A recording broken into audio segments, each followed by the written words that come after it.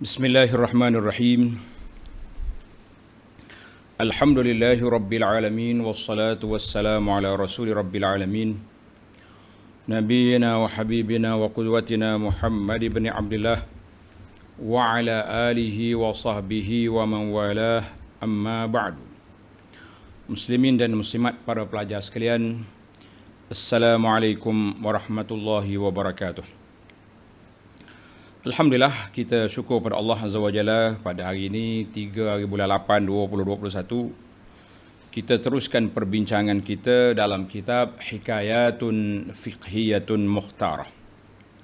Hikayat fiqh.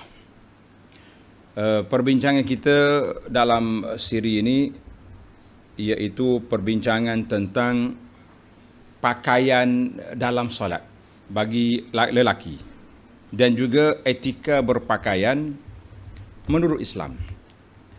Ini yang kita akan bincangkan insya-Allah. Kisah ini dia panggil athar sebab dianya daripada kisah sahabat. Kalau hadis itu daripada Nabi SAW, kita panggil hadis. Nah, itu dia panggil pembahagian yang mudahlah. Kita kata ini asar, kisah ini berlaku kepada beberapa orang sahabat. Beberapa orang sahabat, kata Rawah Abdul Razak, meriwayatkan daripada Ubay bin Ka'ab, seorang sahabat, dan Abdullah bin Mas'ud, juga sahabat. Ini semua ni orang hebat belaka, hebat di kalangan ulama sahabat. Sahabat Nabi ramai. Boleh katakan mereka semuanya udul, orang baik-baik. Tapi darajat dia tu berbeza. Ada yang alim dalam bidang bacaan, dalam bidang tafsir, dalam bidang fiqh. Jadi pelbagai dia punya kedudukan. Dan ada di kalangan mereka dia panggil mufti, kibar mufti di zaman sahabat, seperti Sayyidina Umar sendiri, Ibnu Mas'ud sendiri mufti, dan bagi wanitanya Aisyah, Ibnu Abbas. Maknanya peringkat-peringkat itu berbeza-beza. Jadi kisah kita ini, Abdullah bin Mas'ud dengan Ubay bin Ka'ab berbeza pandangan tentang pakaian dalam solat. Faqala Ubay kata, as-salatu fi thawbil wahidi ghairu makruh. Solat dengan pakaian sehelai saja tidak makruh.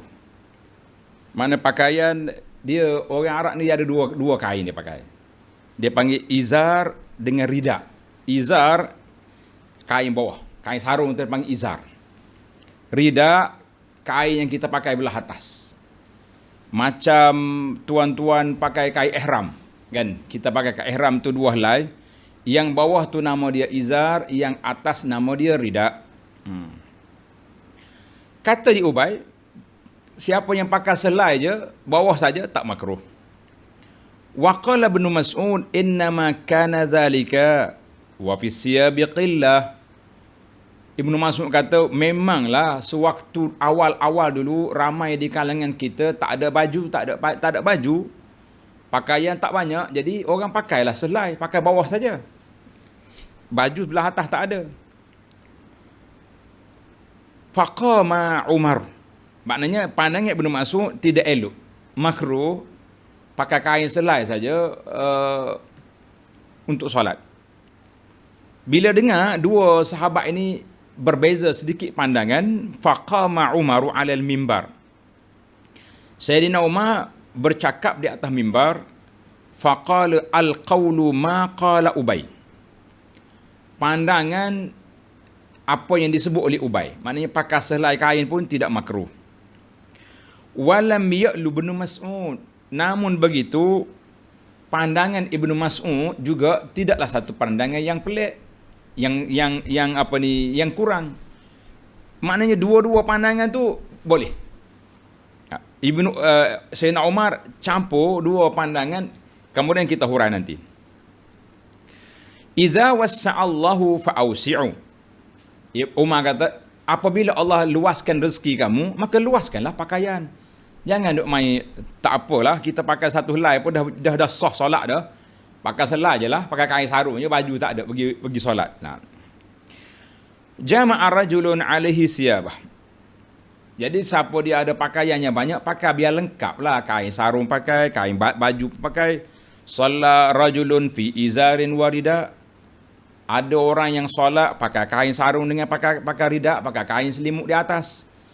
Wa fi izarin wa qamis, pakai kain dengan pakai baju qamis. Fi izarin wa qabain, ada juga orang pakai kain kemudian pakai baju yang atas tu macam jubah. Fi sarawil warida, ada juga orang pakai seluar lagi kat dalam, pakai rida atas. Fi sarawil wa qamis, pakai seluar dengan pakai baju. Jadi saya nak Umar mempelbagaikan pakaian. Boleh pakai fi sarawil wa qaba, fi tuban wa qaba. Tuban ni pakai seluar pendek. Seluar yang kita main sukan tu kan. Orang panggil seluar kat pantai tu. Seluar apa dia panggil? Yang pakai sampai lutut, tutup lutut tu. Nah, itu dia panggil tuban. Tuban maknanya seluar yang sampai ke betis. Sikat lah seluar. Bukan seluar pendek. Kita kalau Melayu ni kata seluar pendek, dia jadi nampak paha tu. 3 suku orang makan. Qala wa ahsabuhu qala fi tuban warid. Yang penting Sayyidina Umar menyebut pakaian-pakaian yang dipakai oleh orang laki-laki pada waktu itu semuanya boleh. Yang pentingnya menutup aurat. Yang penting menutup aurat. Jadi asar ni disebut dalam Fathul Bari, dalam Nailul Awtar dan juga dalam Fiqhus Sunnah. Wa huwa atharun mursalun. Wallahu alam. Jadi kita dengar ceritalah. Dilalatuha, dalil daripada cerita sahabat ni apa dia? Istihbabus salat fi thawbaini. Elok solat biar lengkap pakaian. Ada kain, ada baju. Ataupun ada kain selimut atas. Macam pakai ihram tu. Jangan terbuka atas. Itu yang terbaiknya. Wajawazuha fi thawbil wahid. Tapi sekiranya tak ada kain, boleh.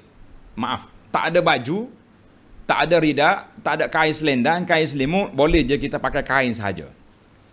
Sebab ada hadis lain pula kan, larangan daripada solat walaysa ala atiqihi syai', ala atiqihi, jangan kamu solat tidak tutup bahu ni. Jadi ada. Cuma maknanya kita kata tengok keadaan lah. Kalau orang tu memang tak ada pakaian, dia ada satu helai, ya cukuplah, sahlah solat dia. Tapi kalau dia ada dua, kenapa mau pakai satu? Maka kita perluaskan perbincangan. Baik, dalam cerita ini ada 3 orang sahabat. Yang pertama Ubay bin Ka'ab. Nama dia Ubay. Alif ba ya dengan baris depan. Ubay bin Ka'ab bin Qais bin Ubaid bin Zaid. Abul Munzir Al-Ansari Al-Madani Al-Najjari Al-Muqri. Orang dia ni ulama bahagian qiraat. Ubay ni masyhur. Syahid al-Aqabah, dia sempat ikat setia dengan Nabi di Aqabah. Wa Badran wa jama'al Quran fi hayatin Nabi. Dia di antara sahabat yang mengumpulkan Quran. Ada ditulisan dengan kayu di belulang, di kulit semua tulis. Dan juga yang terkira yang hafal dalam dada tu. Wa aradahu 'ala Nabi sallallahu alaihi wasallam, bila dia tulis dia akan baca dekat Nabi. Nak pastikan benar apa yang dicatat, apa yang dihafal. Wa hafidha anhu ilman mubarakan, dia telah ingat menghafal ilmu daripada sunnah Nabi sallallahu alaihi wasallam dan juga ilmu Al-Quran ni banyak. Di antara ulama sahabat yang tinggi fil ilmi wal amal. Ilmu pun kuat, amal pun banyak, radhiyallahu anhu. Qala an-nabiy sallallahu alaihi wasallam li Ubay. Satu hari Nabi kita bersabda kepada Ubay, "Ya Ubay, Inna Allah amarani an aqra' alaika al-Quran." Ubay, Allah SWT perintahkan aku supaya aku baca kepadamu Quran. Wa fi lafzin amarani an uqri'aka al-Quran. Allah Ta'ala suruh engkau baca Quran. Kata Ubay, Allahu sammani lak. Ini bahasa. Allahu sammani lak. Allah sebut nama saya kepada Nabi sallallahu alaihi wasallam. Qala na'am. Ya. Qala wa dzukirtu 'inda rabbil alamin. Namaku disebut oleh Tuhan. Qala na'am.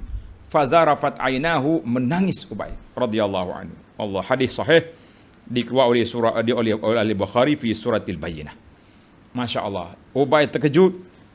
Nama dia disebut oleh Allah Rabbul Alamin. Siapa tak terkejut? Kita kalau nama kita disebut oleh pembesar negara pun bangga kita dah. Kalau zaman dulu keluar dalam surat khabar, ambil surat khabar lekat kat dinding rumah.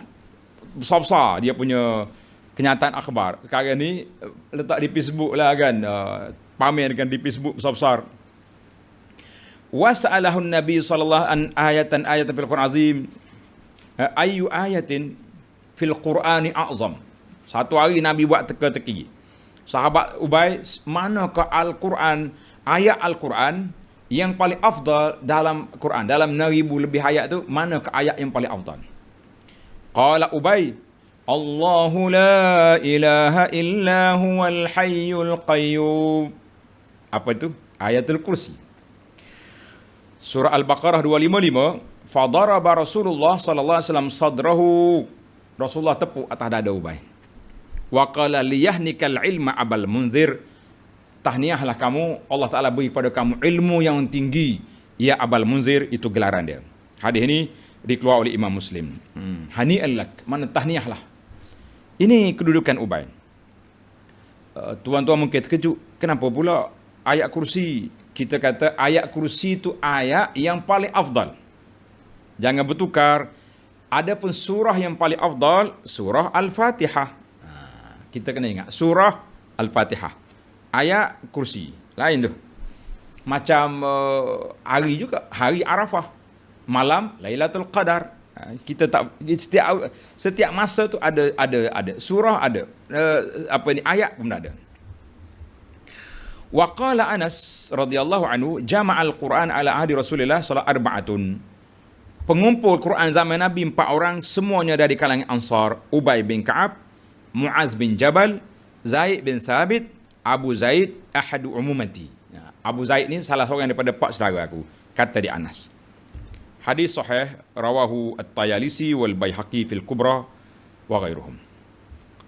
Mata Ubay radhiyallahu anhu meninggal pada zaman pemerintahan Sayyidina Umar, tahun yang ke-19 Hijrah, fi asahi aqwali ahli ilmi. Yang paling sahih pandangannya, dia mati pada tahun 19 kan. Baik, para pelajar sekalian, riwayat Ubay menurut Baqi bin Makhlad, dalam musnad dia ada 164 hadis. 164 hadis. Baik. Seorang lagi kawan dia yang dalam perbincangan ini, Abdullah bin Mas'ud. Abdullah bin Mas'ud juga ulama hebat, min kibaril muftiin di zaman sahabat. Nama dia Al-Imamul Habr. Ini biasa gelaran diberi oleh Zahabi biasanya. Faqihul Al-Ummah, Abu Abdurrahman Al-Huzali Al-Makki Al-Muhajiri Al-Badri Halih Bani Zuhrah. Kana minas sabiqin al-awwalin. Dia ni termasuk di kalangan orang Islam yang terawal. Terawal masuk Islam. Nama dia Abdullah bin Mas'ud. Syahida Badran wa hajar al-hijrataini. Dia berhijrah 2 kali. Dan wakana pada hari peperangan Yarmuk, dia duduk jaga barang-barang ghanaim wa manaqibu ghazirah. Maknanya riwayat hidup dia sangat masyhur, sangat besar.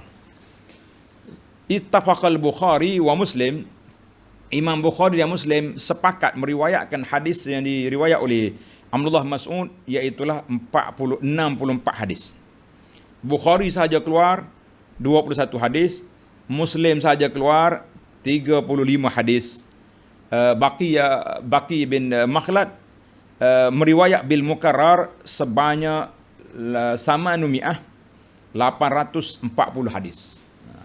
Sebab tu banyak hadis dia, kita dengar aja. Abdullah Mas'ud, Ibnu Mas'ud. Sifat dianya, rupa dia Adam. Adam ni maknanya gelap. Warna dia gelap. Dan kurus orangnya, khafiful laham, nahif, qasiran. Orangnya rendah, kurus, gelap warna, wa kana fatinan, tapi otak dia cerdik, dikira min azkiya'il ulama, daripada ulama yang sangat pintar, radhiyallahu anhu. Dikenali Ibnu Mas'ud dengan nama Ibnu Ummi Abdin. Mak dia Ummu Abdin binti Abdi Wuddin bin Suwaid bin min Bani Zuhrah. Meninggalnya Abdullah Mas'ud pada zaman pemerintahan Sayyidina Utsman radhiyallahu anhu tahun 32 dan dikebumikan di perkuburan Baqi' di Madinah. Adapun yang menjadi kata pemutus kepada dua sahabat ini, siapa dia? Sayyidina Umar bin Al-Khattab radhiyallahu anhu, Amirul Mukminin Abu Hafs Umar bin Al-Khattab bin Nufail Al-Qurashi Al-Adawi. Mak dia nama Hantamah binti Hashim bin Mughirah Al-Makhzumiyah. Sayyidina Umar terkenal seorang yang sangat garang, backing, gedebe, kalau Kelantan kata, pada permulaan Islam. Backing dia. Setelah dia masuk Islam, Masya Allah, dia pula menjadi pembela Islam dan menentang golongan Abu Jahal dan geng-geng dia. Masya Allah. Kata Abdullah Mas'ud kata, ma'abadnallaha jahratan. Kami tak berani nak tonjolkan diri beribadat dekat Kaabah hatta aslama Umar. Sehingga Umar masuk Islam, barulah kita berani keluar duduk dekat Kaabah. Kalau tidak kita sembunyi-sembunyilah. Kan? Sayyidina Umar ni besar orangnya, tawilan, tinggi, jasiman, besar body dia. Munasabah dengan dia tu kan, masya-Allah. Wa kana Umar tawilan hatta yabdu ka'annahu rakib. Kalau dia berjalan macam dia duduk atas kuda. Orang lain berjalan. Itu gambaran besar dia punya body. Hakama fa'adal, dia telah memerintah negara Islam dan dia adil. Wa mata maqtulan, dia mati terbunuh di Madinah Munawwarah dalam Masjid Nabi dekat nak salat subuh pada tahun 23. Dia sempat memerintah negara Islam selama 10 tahun 6 bulan. Radhiyallahu ta'ala an jami'. Baik. Cerita Sayyidina Umar dah banyak kali dah kita ulang. Cuma saya sebut ringkas-ringkas je di sini. Baiklah. Yang keempat, kana sahabah. Para sahabat radhiyallahu anhum, lebih-lebih lagi orang yang rapat dengan Nabi. Mana sentiasa ikut Nabi, sentiasa mendengar kuliah, belajar, berusrah, dan mendengar taklimat-taklimat dengan Nabi SAW, ikut Nabi ke mana, Nabi pergi berperang, pergi berjihad, ikut Nabi solat dia ikut, Nabi kuliah dia hadir. Sudah tentu berbezanya dengan orang yang hadir jauh-jauh, tinggal di tempat yang jauh, tak sama. Maka jadi ada di kalangan sahabat yang hebat, ada di kalangan sahabat yang kurang sedikit dia punya maklumat. Namun begitu, mereka seorang yang baik, abarra quluban, memiliki hati yang cukup baik. Kalau dia berbeza, mereka akan cari perdamaian, bukan mencari siapa yang menang. Kita hari ini berbeza, tuan-tuan. Dan bila kita berbeza, mulalah troll, kata orang, nak cari kesalahan kawan tu. Cari video-video lama dia yang dia salah, potong, kerak, sebarkan. Cari ucapan dia yang lama-lama, bahkan masalah peribadi pun dihamburkan. Ustaz ni sekarang ni hebat ya. Waktu belajar dulu kaki ponting. Macam-macam dia. Dia belajar, dia ponting tak ponting, dia cerdik. Boleh jadi dia pergi ambil ikhtibar di universiti yang dia belajar, boleh cemerlang je. Nah, ada orang tak ponting, hari-hari mengaji bawah dagu, tapi dia punya peperiksaan rendah. Kita nak kata macam mana? Jadi usahlah diungkit-ungkit. Kalau dia ada salah, kita betulkan. Sepatutnya ustaz yang menerima teguran tarik balik. Minta maaf minta maaf tuan-tuan, video yang saya cakap semalam ada silap, saya tarik balik. Itu yang betul. Ni tidak, mana nak tarik. Marah kepada orang tegur pula dah. Apa ni tegur di alam maya? Dia buat salah di alam maya, kita bolehlah orang tegur di alam maya. Kenapa pula buat salah alam maya suruh orang tegur senyap-senyap ke belakang? Ini masalah kita hari ni. Baik, kita balik kepada cerita sahabat. Kalau balik cerita kita banyak masalah. Jadi para sahabat radhiyallahu anhum, Ubay kata solat pakai selai kain je, tak ada baju atas ni, tidaklah makruh. Abdullah bin Mas'ud kata sah solat tapi makruh. Maknanya dua-dua tidak membatalkan solat. Dua-dua tidak membatalkan solat. Cuma berbeza tentang makruh tak makruh, afdal tak afdal. Jadi kemudian untuk memutuskan perbincangan ini supaya selesai awal, maka Sayyidina Umar sebagai khalifah mengambil tanggungjawab memutuskan perbincangan. Ini sangat penting kita tengok. Kalau ada pelajar-pelajar yang muda-muda duduk kelahi, tuan-tuan guru kena campur. Tuan guru kena campur tangan. Jangan duduk biarkan pemuda-pemuda ni masih duduk bercakap tu bercakap ni. Jadi Sayyidina Umar sebagai ketua negara dan juga maha guru besar, dan dia pula orang yang paling rapat dengan Nabi selepas daripada Sayyidina Abu Bakar, Umar. Maka dia pula bapa mertua Nabi SAW. Jadi rapat sangat. Dua sahabat, 4 khalifah, 2 mertua, 2 menantu. Kan? Abu Bakar dengan Umar mertua. Uthman dengan Ali menantu. Masya Allah, Uthman 2 kali menantu. Wafatnya anak Nabi yang pertama, ambil pula seorang lagi.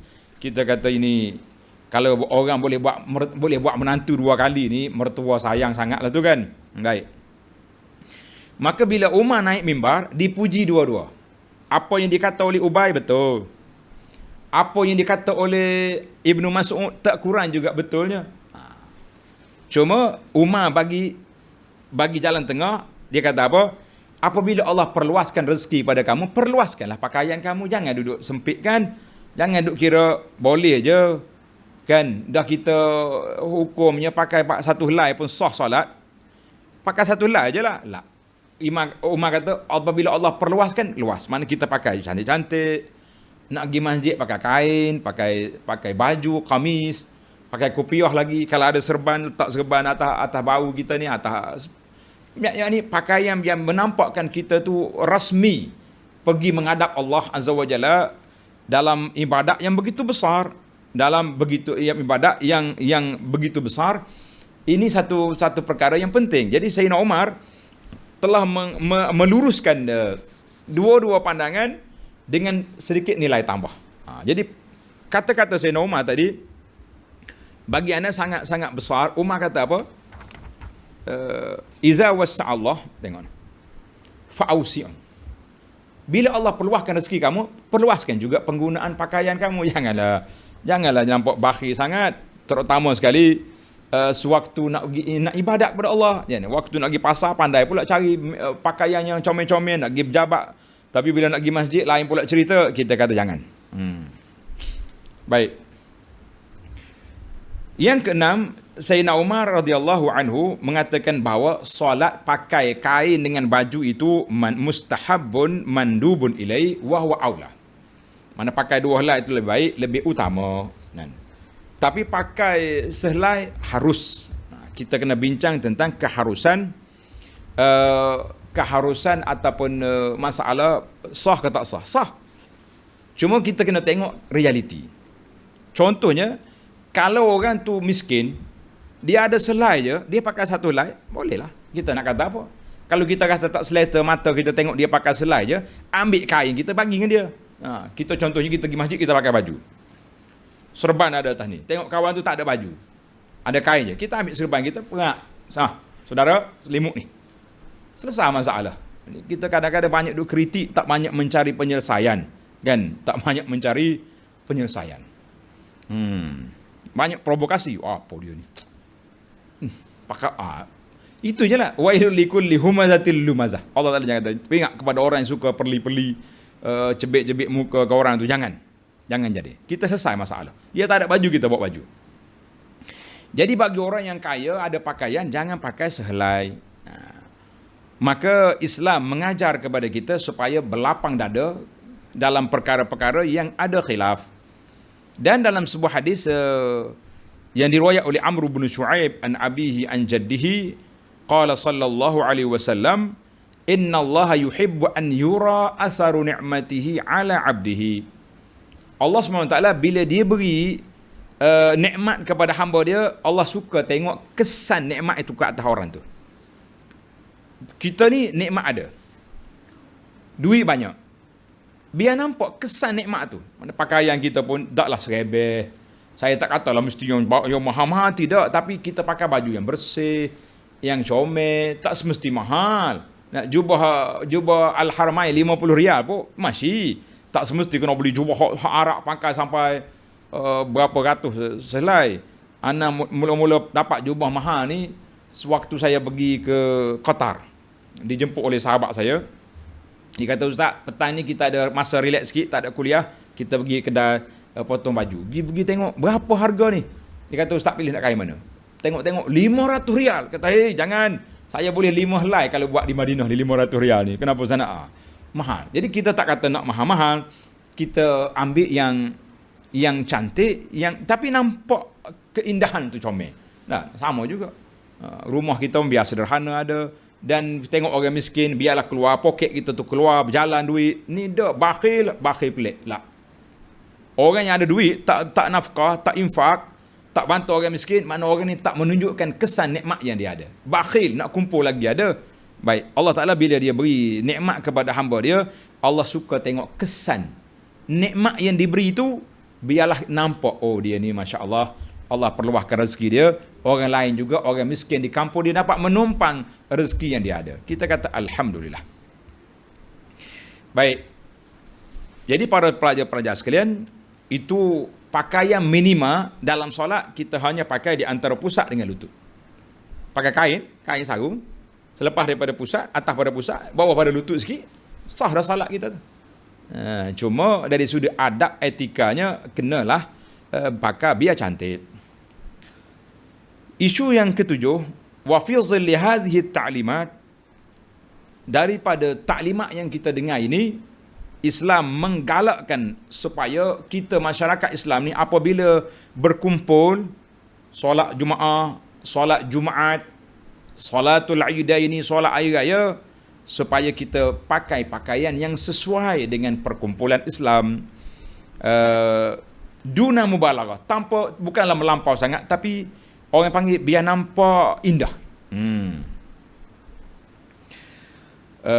Firmanullah Ta'ala dalam suratul A'raf ayat 31, "Ya bani Adam khudhu zinatakum 'inda kulli masjid." Ya bani Adam, anak Adam, ambillah perhiasan kamu, pakaian yang cantik ketika pergi ke masjid. Ni kita bila pergi masjid pakai baju serebel kan. Setengah pakcik ni terkenal dengan pakcik pagoda. Tahu pakcik pagoda? Ada kan baju singlet, baju dalam tu, cak rumah tinggi tu. Baju tu lah siang malam dia pergi masjid.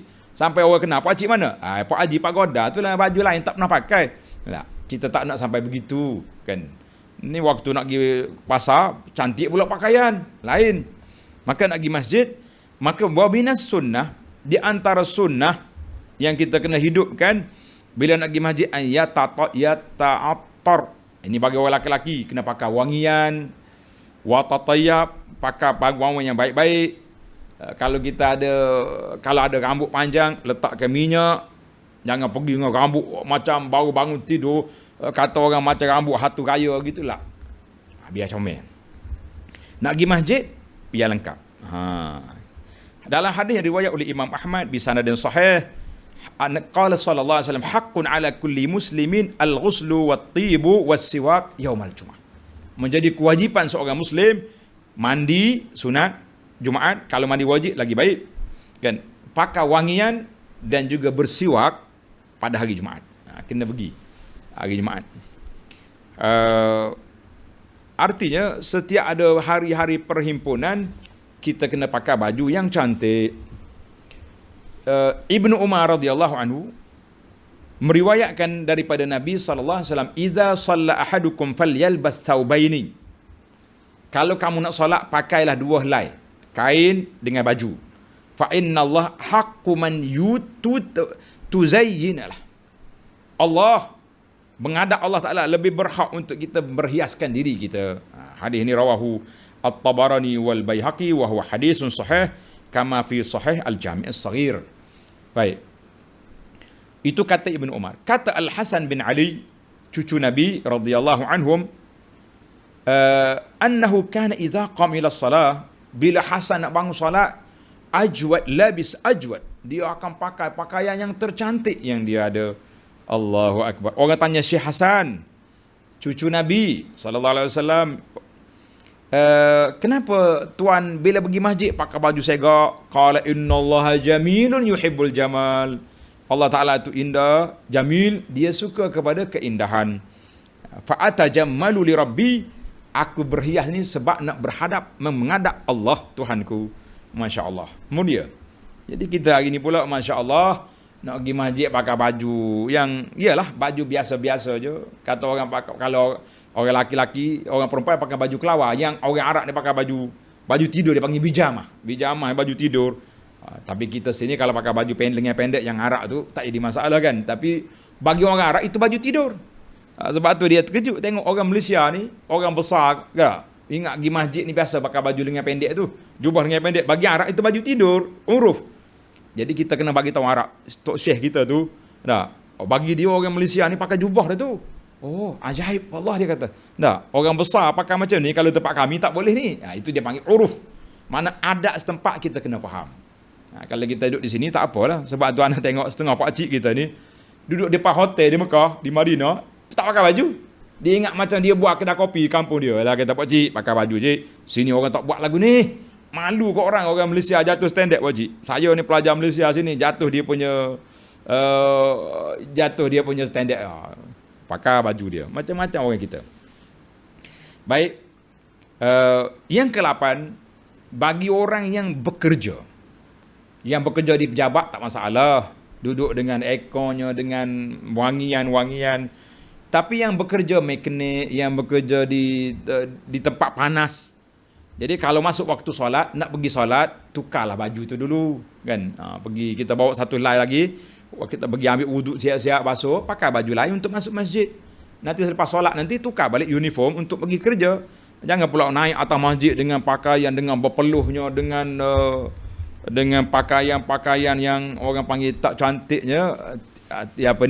Sebab bila kita pakai macam ni, orang sebelah tak selesa. Tambah-tambah lagi mekanik yang baiki kereta, contohnya baiki motor dengan minyak-minyak. Bahaya ni. Kena baju kita sepakai pula jubah cantik. Tadi kita sunnah pergi masjid pakai baju comel kan. Kita pakai baju cantik lah nak pergi masjid. Dengan jubah putih pula tu. Dengan jubah putih. Pergi tengok. Ya. Budak kerja mekanik di sebelah aku ni dengan minyak-minyak. Tapi kalau musim PKP ni relax je kan. Sebab jauh-jauh. Kita takut. Dia ada sejadah dia, kita sejadah kita. Musim tak PKP yang disunatkan kita. Yang sunat kita pakai rapat-rapat sah ni.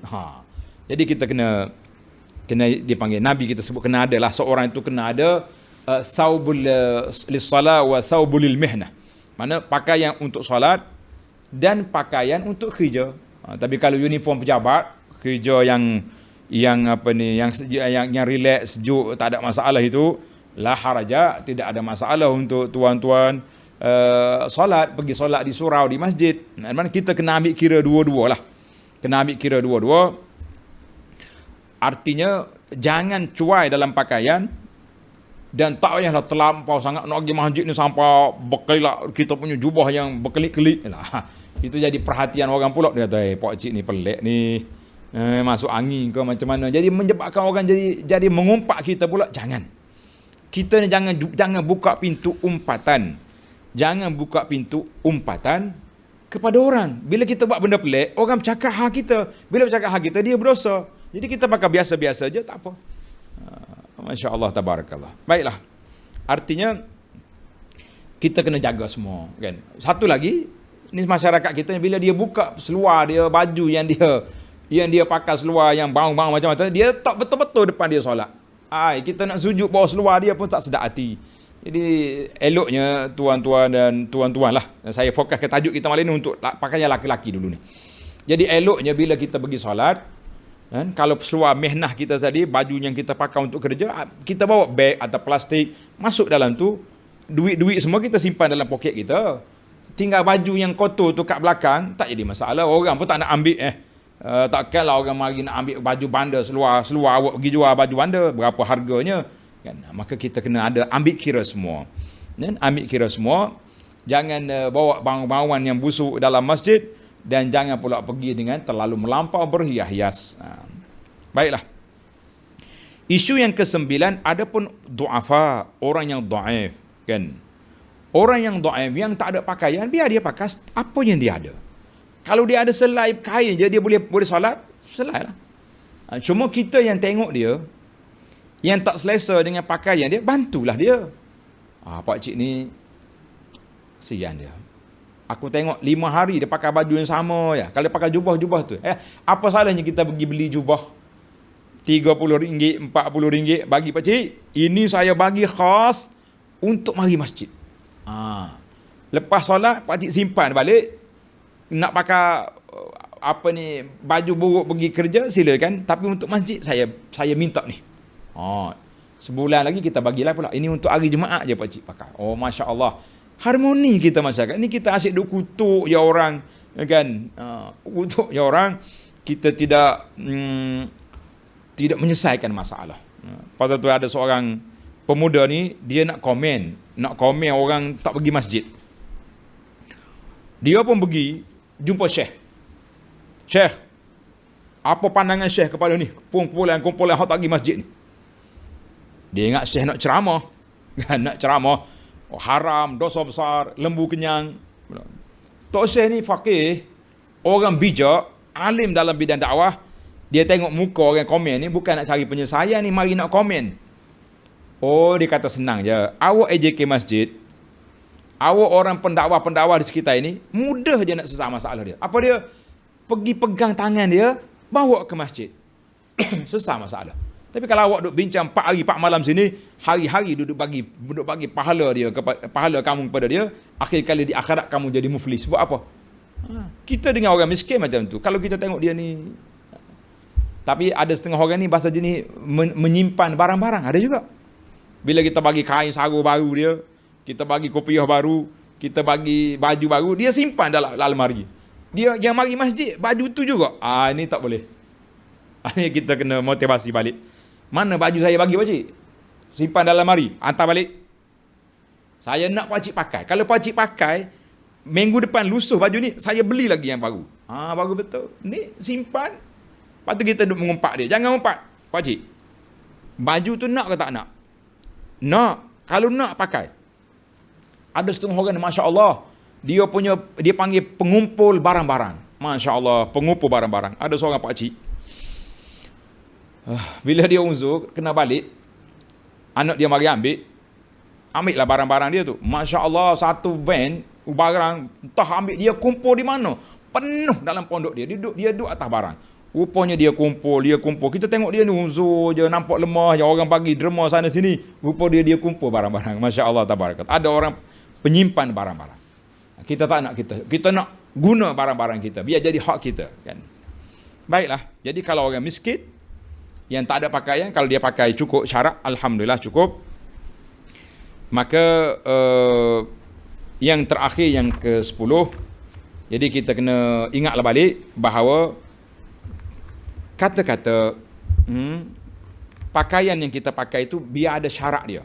Syarat dianya yang pertama, pakaian daripada bahan yang dihalalkan. Bagi orang lelaki tak boleh pakai sutera, tepikan sutera. Yang kedua, pakaian tidak tasyabuh. Apa makna tasyabuh? Tidak menyerupai pakaian wanita. Pakaian tidak tasyabuh maknanya tidak menyerupai pakaian wanita. Jangan kita pakai baju, orang tengok dia ni pakai baju kelawar macam wanita ke? Jadi jangan tasyabuh dengan wanita. Tak boleh. Yang ketiga, tidak tasyabuh dengan pakaian orang kafir. Pakaian baju kita ni macam pakaian non-Muslim. Orang tengok, ni pakaian orang kafir ni. Jangan pakai. Yang keempat, tidak boleh kita pakaian syuhrah. Pakaian yang menimbulkan glamour. Macam sebahagian daripada artis-artis duk rekod jubah glamour ni sampai 400-500 ringgit ni. Buat apa? Kan Islam suruh kita tutup aurat, pakai baju yang nampak cantik, cukuplah, tak payahlah sampai ribu-ribu baju. Itu dia panggil libasus syuhrah. Pak cik jangan main. Jubah dia harga RM1,200. Oi, kemas. Jadi orang duk cakap harga jubah pula lah. Tadi duk pelekeh ke orang tua yang tak cukup pakai baju lusuh. Tak kena belaka kita ni. Dosa dua-dua tu boleh dosa belaka. Jadi kita jangan pakai libasus syuhrah, tidak boleh. Itu di antara pakaian. Kemudian jangan juga pakai pakaian pergi masjid, pakaian yang tidak sopan. Pakaian tak sopan jangan.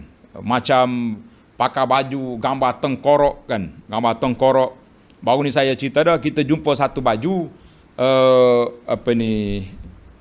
pemuda pakai di hospital. Dia pergi hospital, ada tulisan atas belakang dia.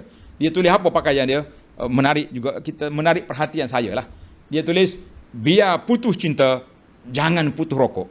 Aduh, cakap. Kalau orang pakai baju, biar putus cinta, jangan putus rokok, ni agak-agak tengah solat, khusyuk kau buat solat belakang dia. Nak marah ada, pasal dia ni. Mari masjid buat pakai macam ni. Jadi kita kata, beberapa kriteria, ciri-ciri baju yang tidak sesuai dipakai tadi, itulah di antara yang sepatutnya kita kena buat. Baiklah para pelajar sekalian. Jadi jangan pula ambil baju yang curi, baju yang rompok orang. Jadi kita pakai yang cantik-cantik lah. Kita semua orang yang baik-baik belaka. Adapun wanita, saya sudah keluar satu risalah, tajuk dia Auratku Marwahku. Auratku Marwahku. Kita telah bincang juga sedikit tentang pakaian di dalam tafsir surah An-Nur dalam beberapa siri yang lepas. Tuan-tuan, khususnya puan-puan, saya rujuk kepada surah An-Nur di dalam etika berpakaian. Baiklah, para pelajar sekalian, tamatlah perbincangan kita. Untuk siri ini kita akan sambung lagi dalam siri yang akan datang, insya-Allah.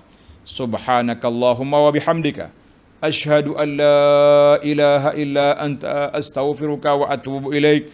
Wa sallallahu ala nabiyyina Muhammad wa ala alihi wa sahbihi ajma'in walhamdulillahi rabbil alamin.